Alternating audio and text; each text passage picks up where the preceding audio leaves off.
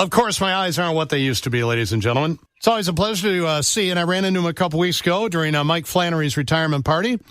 Governor Pat Quinn joins us now on WDLS. Governor, welcome back. How are you, sir? Well, very fine, John. It was good to see you at Mike Flannery's retirement. Very good man indeed, and you are too, John. Well, You're thanks, big, John. Did you notice that I asked Mike's wife if the Emmys that they brought and put on that table if they were parting gifts for the guests? I was going to take one home. I was wondering why you had two under each arm. It looked like you had loaves of bread there, John. But, Mr. Carlucci stopped me. He stopped me on the way out. He said, "You really can't take those."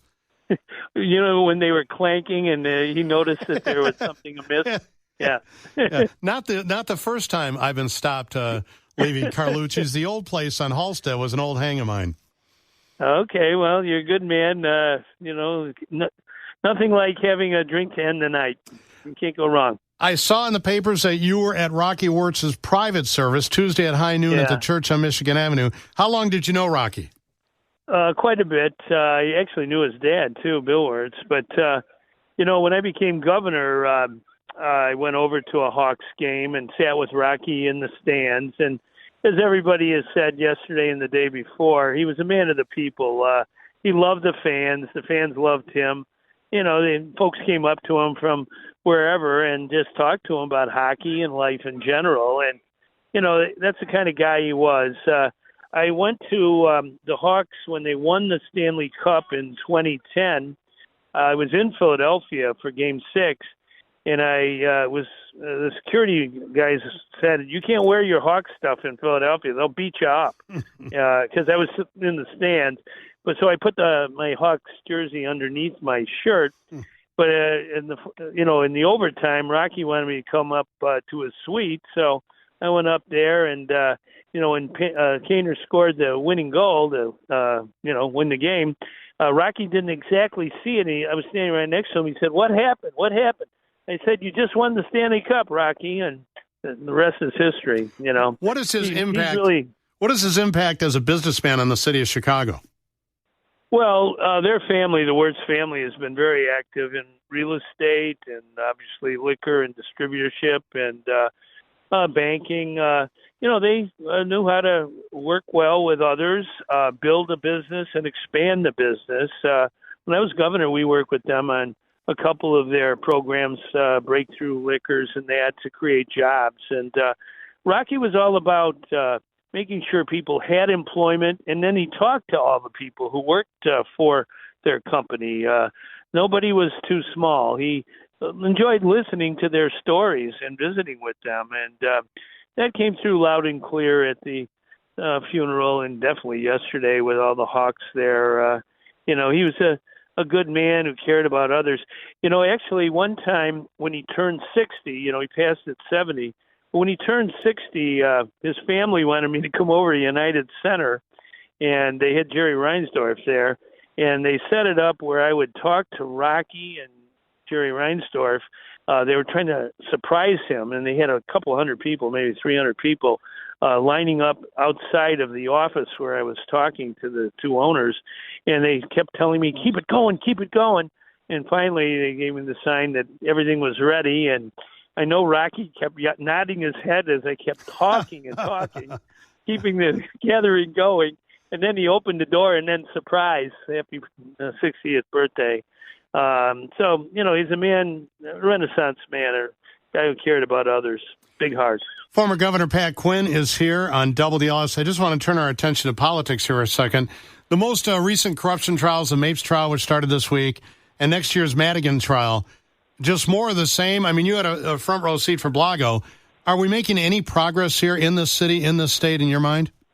Well, I think it's a story of always improving. You can never say we've made enough progress. Clearly what happened with Commonwealth Edison and that scandal there where 4 people were convicted, and Madigan's trial is April 2nd of next year. I went down to Springfield this past year, John, and I submitted a list of ethical reforms that Illinois needs to pass, including giving voters, everyday people, the right by petition and referendum to propose ethics reforms and laws that are needed.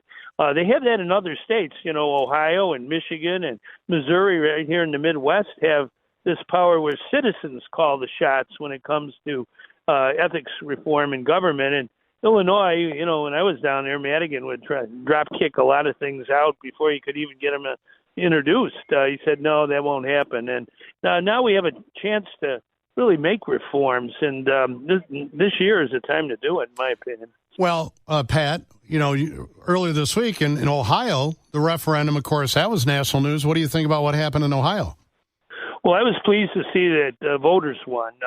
There was an effort by insiders who were in the legislature to try to handicap and kneecap, really, the initiative process there. Ohio adopted the power of petition and binding referendum for the people in 1912. And there was this effort to try and make it harder or almost impossible. And the voters didn't stand for it. They voted overwhelmingly to have that power that everyday people have to make reforms that they think are necessary, even if the politicians don't like it. You can go around the politicians. Illinois, we have a very limited initiative process. I think we need to include ethics for sure in a broader agenda. I'm the only one in Illinois, and since the Constitution was adopted, that was able to get something on the ballot. That was in 1980. Senate Majority Leader Chuck Schumer. Sorry about that. Sorry about that, Governor. That bled through. Go ahead. No problem. 1980, the people of Illinois wanted a smaller House of Representatives, and it was called the Cutback Amendment. We petitioned it onto the ballot. People voted 2-1 for it, and it basically reduced the size of the Illinois House from 177 to 118. Never in a million years would the politicians propose this reform, but the people did, and the people got it done. And I think there's a lot more like that we could do in Illinois with the power of initiative petition and binding referendum. I would love to see something done to redistricting and maybe ranked choice voting. Now, we're talking with former Governor Pat Quinn. As a former Fenwick athlete and former sports editor of the Hoya, what happened to the White Sox? Well, I was a White Sox fan from, I think, the womb. My mom and dad were Sox fans, and my grandfather was. But this year has been very painful, John. I went to the game last night. We actually won. Going to the game tomorrow night. But we're going to have to back up the truck. They already did with all the trades, but probably more to come. You got to have a team that is a team that plays together, does other things for players. Move a man from second to third and hit a sacrifice fly. Those kind of things. That's what we did in 2005 when we won the championship, and we really have to do that again if we're going to get it anywhere. I know Reinsdorf is extraordinarily loyal to his people, but perhaps time for a change with management, even on the field or upstairs? Well, Jerry Reinsdorf was at the funeral of Rocky Wirtz. They were very, very good friends, and he gave a poignant, a very moving eulogy of Rocky. And, one of the things Rocky was all about was listening to the fans. So, I'm going to see Jerry very shortly, and, I think that's a good lesson that all of us can learn, that if you're a governor or mayor or owner of a sports team, listen to the people who are the ones who are the heart and soul of the organization, whether it's the state of Illinois or White Sox fans or Blackhawks fans. They have ideas and suggestions, and listening is a very powerful quality that can make a difference now and in the future. You have washed the T-shirt since Philadelphia, correct? Well, yes, I did. I put the T-shirt on Tuesday at the funeral. I had it underneath my white dress shirt and tie. But after it was over, I went up and talked to Danny, who is Rocky's son. Danny Wirtz is the new head of the Blackhawks. And I unbuttoned the shirt and showed him that this was a shirt. I was with your dad when we won it in 2010, the Stanley Cup. Let's do it again with Connor Bernard and all the new players coming along. And, the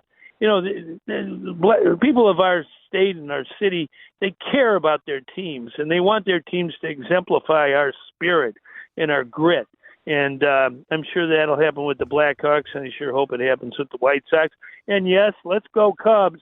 They didn't win last night, but we'll see what happens in the next couple months.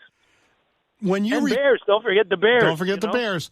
And finally, when you recorded your beautiful version, that Irish tenor version of the Illinois State song, Did you donate the residuals, the royalties you receive for that, or do you actually collect checks? I forgot. John, you know that I sing like water going out of a bathtub, but I do remember the very first words of our state song, "By the rivers gently flowing, Illinois, Illinois."